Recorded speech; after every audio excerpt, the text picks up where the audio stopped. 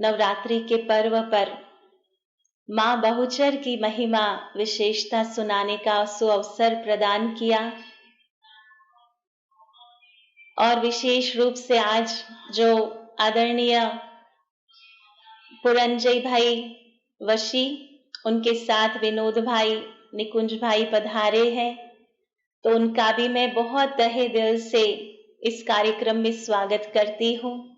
और जो भी भाई बहने जूम पर देखते हैं, यूट्यूब पर देखते हैं, उन सभी का आज नवरात्रि के पावन पर्व पर बहुत बहुत दिल से स्वागत करती हूँ।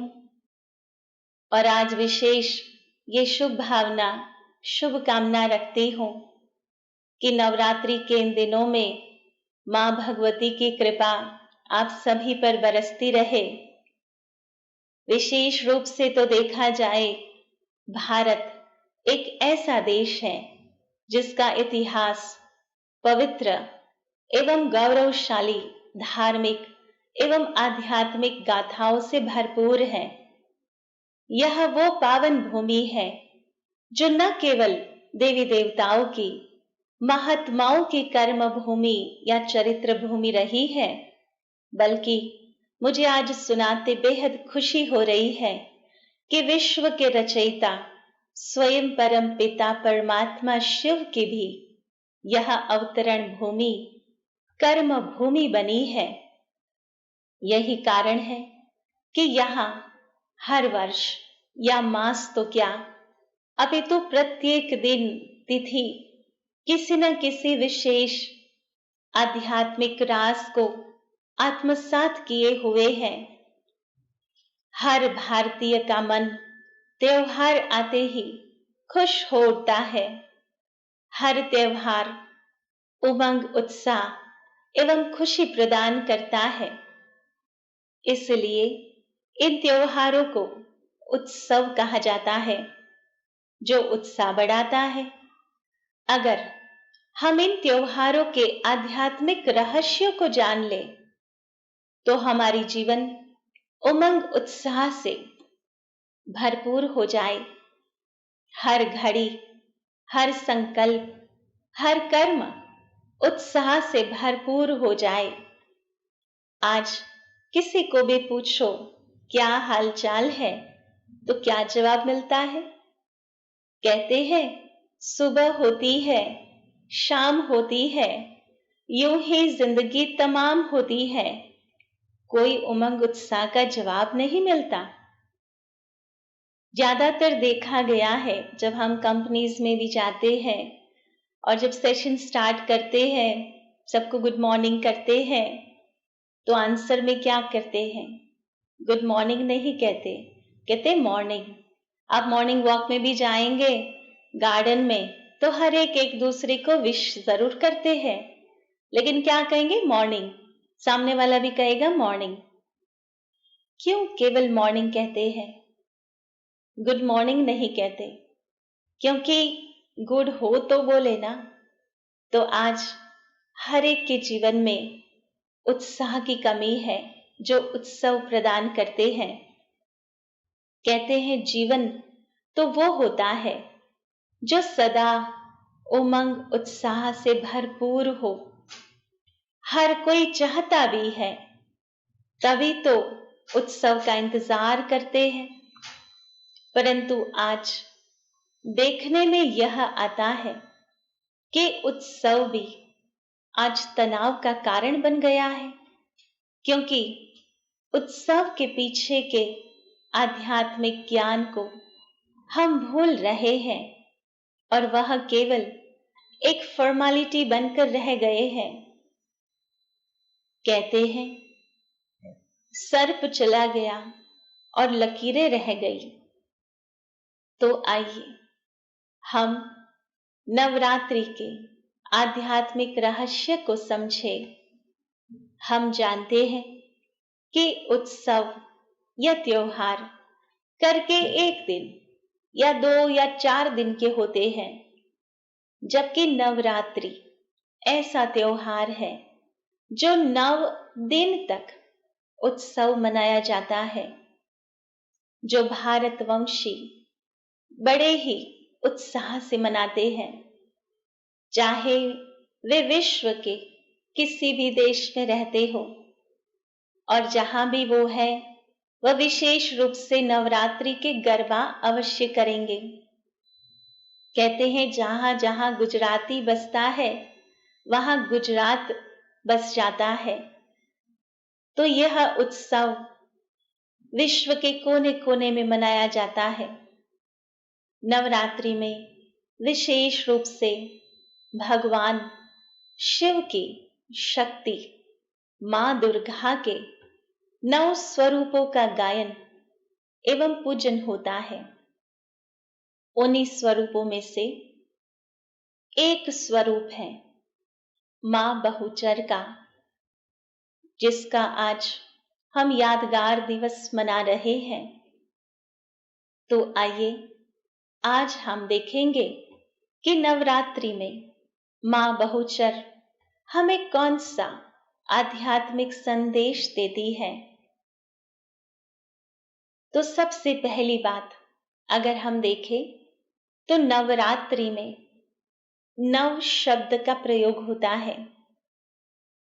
9 अर्थात 9 भी होता है, और नव अर्थात नवीनता का, परिवर्तन का, सफलता का, प्रगतिशील होने का, उन्नति का संदेश देता है। जगदम्बा मां नए नए रूप में प्रकट होती है। उसी के एक रूप बहुचर मां के दर्शन करते हैं तो भक्तों में नई शक्ति का संचार हो जाता है। कहते हैं जब जब इस धरा पर आवश्यकता पड़ती है, धर्म उद्धार करने हेतु, जगत उद्धार करने हेतु अलग अलग प्रसंगों में मां जगदम्बा अपने नए नए स्वरूपों में आती है। जैसे कहते हैं कुछ विशेष करने की प्रेरणाएं मिलती है।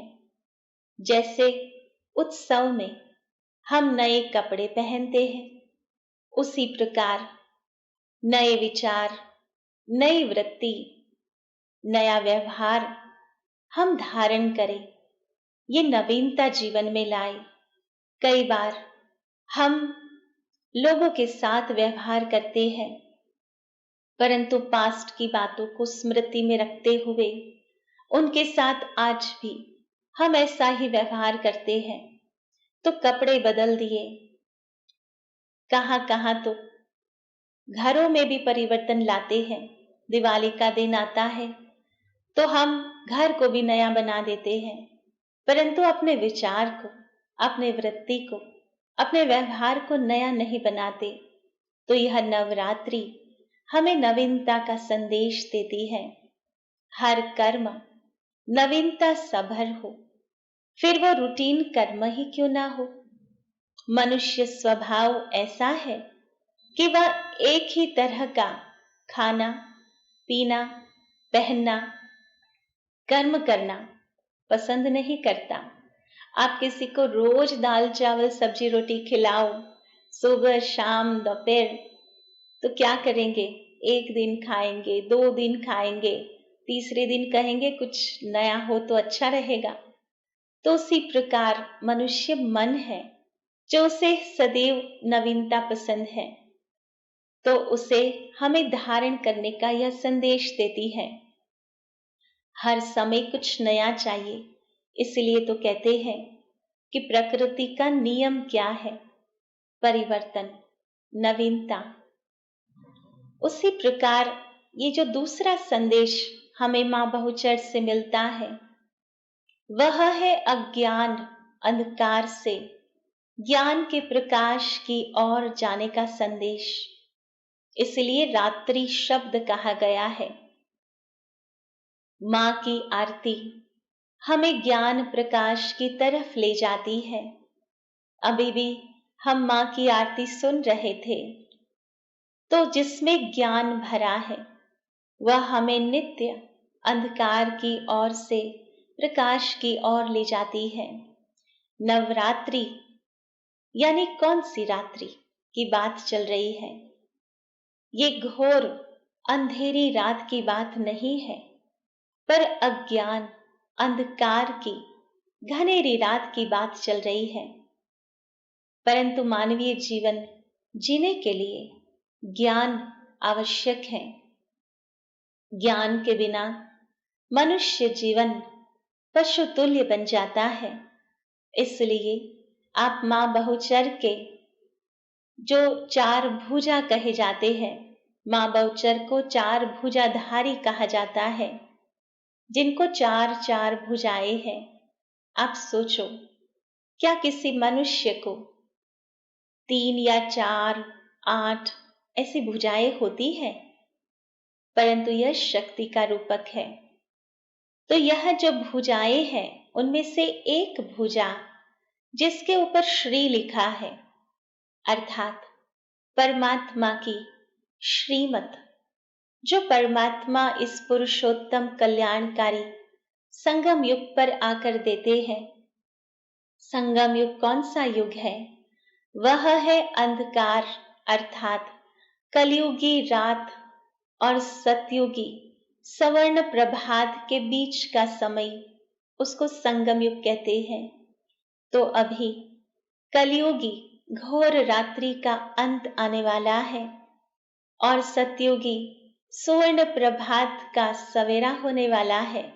ऐसे समय पर परमात्मा शिव आकर के अपनी श्रीमत देते हैं, अर्थात श्रेष्ठ ते श्रेष्ठ ज्ञान देते हैं। उस ज्ञान को जो जीवन में आत्मसात करता है, उसका जीवन शक्तिशाली बन जाता है, श्रेष्ठ बन जाता है। और उसी के यादगार में मां बहुचर के एक हाथ में श्री का पुस्तक है, अर्थात परमात्मा की श्रीमत का गायन है, जो मां हमको सुनाती है। यह 24 घंटे के दिन रात की बात नहीं है, परंतु कलयुग की घोर रात्रि, जहां 5 विकारों की कालिमा छाई हुई है। ऐसे समय पर कैसे परमात्मा आकर हमें राज योग सिखाते हैं, जिससे हम स्वयं की शक्तियों को जागृत करते हैं। जो भी भाई बहनें ये सुन रहे हैं और जो आज माननीय अतिथि हमारे बीच में पधारे हैं, उन सब से मेरा विनम्र अनुरोध है कि परमात्मा ने जो राजयोग का ज्ञान सुनाया, जिस राजयोग की शिक्षा से हम स्वयं की निहित शक्तियों को जागृत कर सकते हैं, तो ये 7 दिन का ही कोर्स है और वो भी केवल 1 घंटे का कोर्स है। प्रतिदिन आपको कितना समय देना है? 1 घंटा। ऐसे 7 घंटे 7 दिन के लिए देने हैं और परमात्मा का यह सिखाया हुआ राजयोग, जिससे हमारे में वो शक्तियां जागृत हो। आज हम शक्तियों का पूजन अर्चन तो करते हैं, सारे वर्ष में यह विशेष 9 दिन हम शक्तियों को याद करते हैं, उनके गुणगान गाते हैं, परंतु कभी यह संकल्प नहीं आता कि क्यों नहीं वो शक्तियां हम स्वयं में जागृत करें। ऐसी कौन सी बात उन शक्तियों में थी, ऐसा कौन सा पुरुषार्थ उन देवियों ने किया, शक्तियों ने किया, जो आज वह शक्ति स्वरूपे आज पूरे जग में पूजी जाती है। तीसरा संदेश मां बहुचर देती है, शक्ति और स्नेह का बैलेंस। बहुचर मां के आकर्षक चित्र को हम देखते हैं तो नैन हमेशा गीले दिखाई देते हैं। प्रेम में जैसे डूबे हुए नैन दिखाते हैं और साथ साथ जो उनका चेहरा आदि बनाते हैं, तो उनकी सूरत से ही शक्ति के संस्कार देखने में आते हैं। तो यह कैसा कनेक्शन है, ये कैसा तालमेल है? नैनों में प्रेम, दया, शीतलता देखने में आती है। मातृ प्रेम के संस्कार इन नयनों से दिखाई पड़ते हैं। परंतु जब हम देखते हैं उनके अस्त्र और शस्त्र, तो क्या दिखाई देता है? आप देख रहे होंगे बहुचर मां के दूसरे दो जो हाथ हैं, उसमें एक हाथ में तलवार है, एक हाथ में त्रिशूल है। वह शक्ति रूप में प्रकट होते हैं, अर्थात शक्तिशाली दिखाई देते हैं। तो मां का इतना सौम्य स्वरूप और दूसरी ओर मां का शक्तिशाली स्वरूप, तो ऐसे ही हमें भी ये दोनों शक्तियों को अर्थात दोनों गुणों को धारण करना है, प्रेम और शक्ति। प्रेम को भी शक्ति कहा जाता है। कहते हैं जो बार बार समझाने से नहीं समझते, वह प्रेम से समझ जाते हैं। प्रेम वो शक्ति है जो पत्थर को भी पिघला सकती है, परिवर्तन ला सकती है। तो हमें ये दोनों का बैलेंस सीखना होगा। इसलिए कहते हैं कि लव और लॉ, ये दोनों का बैलेंस हमारे जीवन में हो। हमारे जीवन में हम अनुभव करते हैं, कभी प्रेम की लहर में लहरा लेते हैं, कभी बहुत शक्ति स्वरूप बन जाते हैं। तो ये दोनों में इम्बैलेंस हो जाता है और इसलिए कठिनाइयां लाइफ में आती है। तो हमें सदैव ये बैलेंस बनाकर रखना है। यह संदेश बहुचर मां देती है। चौथा संदेश बहुचर मां का है, यह नारी सम्मान का संदेश है। बहुचर मां की पूजा अर्चना नारी शक्ति के सम्मान का प्रतीक है। जो कार्य करने हेतु देवताएं असमर्थ होते थे, वे कार्य देवी शक्तियों के निवेदन करके किए जाते थे। देवताओं को भी सुरक्षा प्रदान करने वाली यह देवियां हुआ करती थी। बहुत सुंदर एक कहानी है मां बहुचर की। कहते हैं कि धूम्रलोचन नामक एक राक्षस था, जिसको मां जगदम्बा ने हराया था, उसका संहार किया था। और उसके ही वंशज में एक दंडासुर नामक असुर था। तो उसको बदला लेना था और उस बदला लेने के हेतु वह महादेव की आराधना करता है, तप करता है, घोर तपस्या करता है। महादेव प्रसन्न होते हैं। उसको तो केवल अपने पूर्वजों का बदला लेना था। तो उसने वरदान में मांगा कि मुझे वह शक्ति स्वरूप का दर्शन करना है जिसने मेरे पूर्वजों का संहार किया है। तो महादेव उनको वरदान देते हैं और कहते हैं कि यह इच्छा आपकी अवश्य पूर्ण होगी। वह दंडासुर इतना हर जगह पर तूफान मचाता था, युद्ध करता था, सबको पराजयी करता था, हराता था। कहते हैं पाताल लोक, मनुष्य लोक, यहां तक कि देवलोक पर भी आक्रमण किया हुआ था और सभी देवताओं को देवलोक से निकाल देता है। यह देवताएं भयभीत होकर के मां जगदम्बा की आराधना करते हैं। उनके पास जाकर निवेदन करते हैं कि मां आप ही बचा सकती है। तब मां उनको वचन देती है कि महादेव के वचन अनुसार मैं बाला बहुचर के रूप में प्रकट होंगी और दंडासुर का वध करूंगी। फिर तो पूरी कहानी चलती है और दंडासुर का वध होता है। तो कहते हैं कि हर नारी में देवी विद्यमान है, वह दिव्यता विद्यमान है। केवल आवश्यकता है तो उसे पुनः जागृत करने की।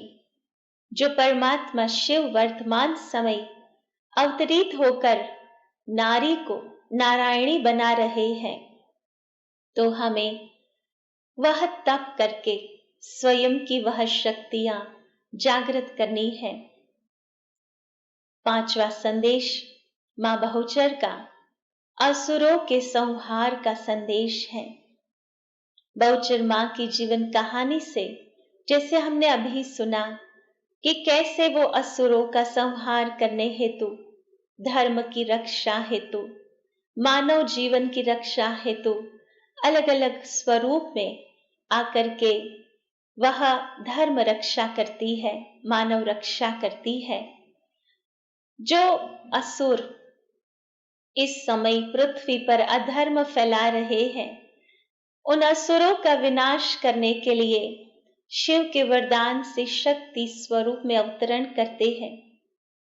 आप सोचेंगे कि अभी असुर कहां से आए, परंतु यह कोई स्थूल असुर की बात नहीं है। यह यादगार हमें स्मृति दिलाती है। कौन सी? कि असुर ऐसे कोई जन्म नहीं हुए थे, 2 बड़े बड़े सींग और दांत हो, ऐसा कोई असुर इस संसार में आया नहीं था। अगर वो आए होते तो आज साइंटिस्ट कैसे भी करके उनकी स्पीशीज को ढूंढ निकालते। आज डायनासोर की स्पीशीज मिल रही है, परंतु असुरों का आज दिन तक एक भी ऐसा अवशेष नहीं मिला है जिससे सिद्ध हो कि असुर इस संसार में थे। परंतु हमारे भीतर 4 प्रकार की वृत्तियां विद्यमान है। दानव, मानव, देव और योगी की। हम किस वृत्ति को जागृत करते हैं, ऐसे हम बन जाते हैं। कहते दानवीय वृत्ति कहती है मेरा तो मेरा, तेरा भी मेरा। माना दूसरों के अधिकार को जो छीनता है वह मनुष्य स्वरूप में दानवीय वृत्ति है। उससे ऊपर मानव वृत्ति है। मानव कहता है मेरा तो मेरा, तेरा सो तेरा, मुझे तेरे में कोई इंटरेस्ट नहीं है। आज अगर मान लो कि हम शॉपिंग मॉल में जाए और चोर की आवाज सुनाई दे, तो सबसे पहले हमारा हाथ कहाँ जाएगा? अपना पर्स, अपना पॉकेट चेक करेंगे कि वो तो सेफ है, फिर हम निश्चिंत होकर के वापस शॉपिंग करने लग जाते हैं। अर्थात मनुष्य केवल अपना सोचता है। उसके ऊपर है देव वृत्ति। देव कहता है तेरा सो तेरा, मेरा भी तेरा। जो देता है वो देवता बनता है। और उसके पहले परमात्मा कहते हैं हमें योगी बनना होगा, क्योंकि देना इतना सहज नहीं होता है। आज आप किसी को गिफ्ट दो ना, तो उसके घर में जब भी आप जाएंगे तो आपकी नजर किसको ढूंढेंगी? वही ढूंढेंगी ना कि मेरी गिफ्ट कहाँ रखी है इसने। और अगर साथ में कोई होगा तो हम उसको बताएंगे भी सही कि वो जो गिफ्ट है ना, वरना वो जो पीस है वो मैंने गिफ्ट में दिया था। तो देने के बावजूद भी हम देते नहीं हैं। इसलिए परमात्मा कहते हैं योगी बनना आवश्यक है। योगी की वृत्ति कहती है ना कुछ तेरा ना कुछ मेरा, हम सभी ट्रस्टी हैं। तो जब इस भाव से, निमित्त भाव से जब हम व्यवहार में आते हैं, तब हम देव बन सकते हैं। कहते हैं जो ट्रस्टी होते हैं, वहां किसी को भी चेक लिखना हो 5 लाख का, 10 लाख का, वो बिना कोई प्रश्न लिख देंगे।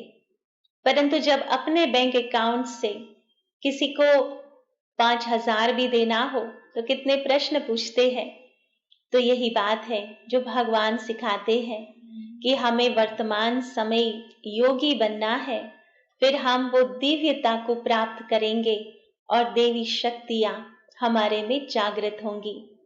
तो यह इसी बात का हमें स्मृति दिलाता है कि स्वयं में विद्यमान जो विकार है उसका नाश करना है, स्वयं की कमजोरियों का नाश करना है, नेगेटिविटी का नाश करना है। यही तो हमारे भीतर बैठे हुए असुर हैं। तो हमें अपने उस देवी वृत्ति को जागृत करना है। 6ठा संदेश है नकारात्मकता पर सकारात्मकता की विजयी का संदेश।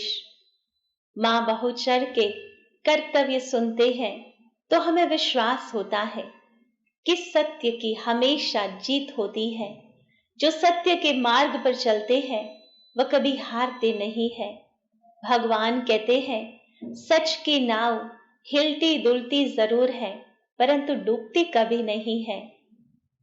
भले संघर्ष जरूर होता है पर धीरज रखना पड़ता है, दृढ़ता रखनी पड़ती है, थोड़ी सी हिम्मत रखनी पड़ती है। तो भगवान का वचन है कि हिम्मत ते मर्दा तो मदद खुदा। स्वयं भगवान मदद करता है। जब हम पॉजिटिविटी से आगे बढ़ते हैं तो नवरात्रि नकारात्मकता पर सकारात्मकता की विजयी का संदेश देती है। 7वां संदेश है संयम और नियम का संदेश। नवरात्रि के 9 दिन तक विशेष सभी भक्तजन शुद्ध भोजन ग्रहण करते हैं। केवल जलाहार या फलाहार का ग्रहण करते हैं। विभिन्न प्रकार के व्रत रखते हैं, ब्रह्मचर्य का पालन करेंगे एवं हर प्रकार से संयम और नियम का पालन करते हैं ताकि देवी मां प्रसन्न होकर उन्हें वरदान दे, उन्हें उनकी मनोकामनाएं पूर्ण करे। तो संयम को बहुत बड़ा तप माना जाता है। जब आत्मा परमात्मा शिव को याद कर शक्ति ग्रहण करती है तो उस शक्ति से आत्मा में संयम का बल प्राप्त होता है। ये योग साधना की सिद्धि है जो हमारी कर्म इंद्रियों में संयम आ जाता है और नियम जीवन में शिष्टाचार लाता है, अनेक दुर्घटनाओं से बचा कर रखता है और जीवन को सुरक्षित रखता है। तो हमें इन नवरात्रि के दिनों में खुद के संयम और नियम के लिए हमें व्रत लेना चाहिए। कोई न कोई नियम ऐसा आज के दिन आप पक्का करो स्वयं के साथ, और न केवल 9 दिन, पूरा वर्ष हम उस नियम का पालन करेंगे। चाहे वो एक नियम क्यों नहीं हो, छोटा सा, परंतु जरूर आज आप पक्का करना। एक छोटा सा नियम भी अपने जीवन में क्या कमाल लाता है वह आप अनुभव करेंगे।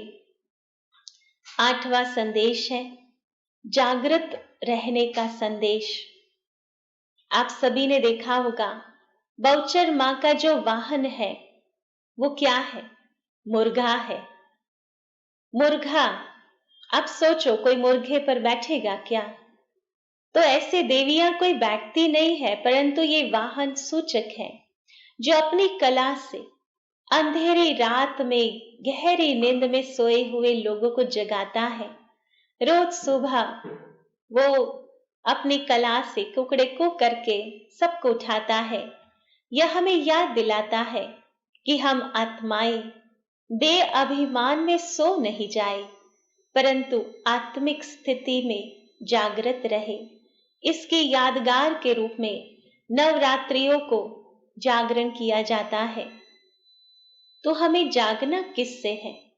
हमें जागना है अज्ञानता की नींद से, आलस्य और अलबेलेपन की नींद से। जागना है हमें कुरीतियों से, कुकर्मों से। और 9वां आखिरी संदेश हमें बहुचर मां देती है आत्मनिरीक्षण और शुद्धि का संदेश।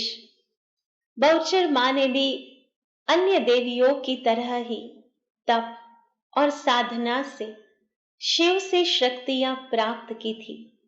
जीवन में सकारात्मकता लाने के लिए, सफलता पाने के लिए, सर्वोच्च जीवन बनाने के लिए प्रतिदिन आत्मनिरीक्षण और आत्मशुद्धि की जरूरत है। आज हमें सबको मिलने के लिए अपॉइंटमेंट होती है, टाइम होता है, और स्वयं को मिलने के लिए कोई अपॉइंटमेंट टाइम नहीं होता। सारे दिन में देखो हम स्वयं को कितना समय देते हैं। तो यही संदेश देने के लिए नवरात्रि में लोग विशेष अनुष्ठान, तप योग साधना का आयोजन करते हैं, अनुष्ठान करते हैं। तप अर्थात एक श्रेष्ठ और शुद्ध संकल्प में स्थित रहना, अपने लक्ष्य पर अड़िग रहना। योग माना पांव पर पांव चढ़ाकर बैठना नहीं है, या कोई आसन लगाकर बैठना नहीं है। यह तो शारीरिक योग है, जिससे शरीर अवश्य तंदुरुस्त बनता है। परंतु आज मन की बीमारी बढ़ती जा रही है।